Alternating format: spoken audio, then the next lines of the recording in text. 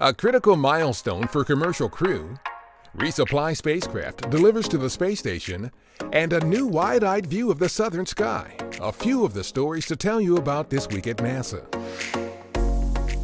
On November 4th, our commercial partner Boeing successfully completed its first flight test with its CST-100 Starliner as part of NASA's Commercial Crew Program. The pad abort test at the U.S. Army's White Sands Missile Range in New Mexico was a critical safety milestone designed to verify that each of Starliner's systems will function not only separately, but also together to carry astronauts safely away from the launch pad in the unlikely event of an emergency prior to liftoff. With Boeing and SpaceX, our other commercial crew partner, we are working to return human spaceflight launches to the International Space Station from American soil. In the early hours of November 4th, our commercial resupply services partner, Northrop Grumman's Cygnus cargo spacecraft arrived at the International Space Station 2 days after launching from our Wallops Flight Facility in Virginia. The unpiloted Cygnus, loaded with about 8,200 pounds of research, crew supplies, and hardware, was captured by our Jessica Meir and Christina Cook, controlling the Canadarm2 robotic arm from inside the station. The Cygnus was later attached to the station through commands sent by ground controllers.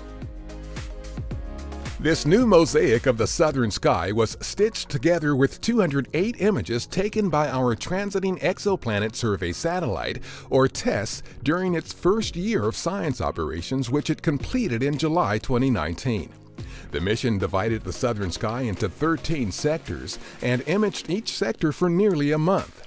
Some notable objects visible in the image include the Milky Way, our home galaxy, which is seen edgewise on the left, the Orion Nebula seen near the top, and near the center is the Large Magellanic Cloud, a nearby galaxy located about 163,000 light-years from Earth. TESS also discovered 29 exoplanets, or worlds beyond our solar system, in this scene, and more than 1,000 candidate planets astronomers are now investigating.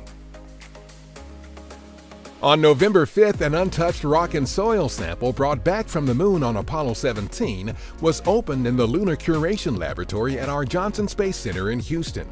This marked the first time in more than 40 years a pristine sample of rock and regolith from the Apollo era has been opened, and sets the stage for scientists to practice techniques to study samples collected on future Artemis missions. The sample, collected by astronauts Eugene Cernan and Harrison Schmitt, was opened as part of an initiative to study Apollo samples using new tools that were not available when the samples were originally returned to Earth. Apollo never ended for lunar scientists because of the advance of new technologies, the advance of ideas that people have. So it's really an amazing foresight to have preserved samples so these new analytical technologies can be employed. We're conserving power. Former NASA astronaut and pilot Fred Haise gave a presentation at an event hosted by our Armstrong Flight Research Center in California to highlight our famed Apollo program and our plans to return to the Moon by 2024.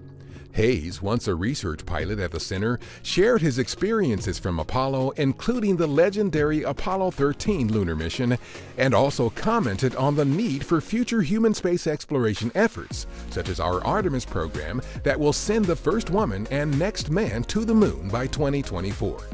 I hope it's sort of part of our psyche that agencies like NASA, or even work going on elsewhere, continues to look at inventing new things, to moving out in exploration. I think it's a useful enterprise for humans, a good side of humans to be an exploration business. That's what's up this week at NASA.